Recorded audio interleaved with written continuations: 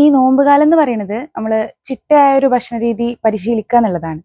ഇതിൽ തീർച്ചയായും മാറ്റി നിർത്തേണ്ട ഒരു കാര്യത്തെ പറ്റിയാണ് ഇന്ന് നമുക്ക് സംസാരിക്കാനുള്ളത്.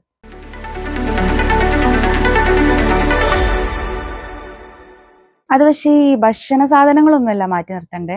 പക്ഷെ നമുക്കിപ്പോ നമ്മളെ ഫോണിൽ ഫ്രീ ആയിട്ട് കിട്ടുന്ന കുറച്ച് റീൽസ് വൈദ്യന്മാരുണ്ടല്ലോ, അവരുടെ ആ ഉപദേശങ്ങളാണ് നമ്മളെ ലൈഫിൽ നിന്ന് മാറ്റി നിർത്തേണ്ടത്. സത്യത്തിൽ നമ്മളെ യാതൊരു മെഡിക്കൽ റിപ്പോർട്ടും കയ്യിലില്ലാതെയാണ് ഇവര് ഇന്നത് കഴിക്കാം അല്ലെങ്കിൽ ഇന്നത് കഴിക്കാൻ പാടില്ല എന്നൊക്കെ പറയുന്നത്.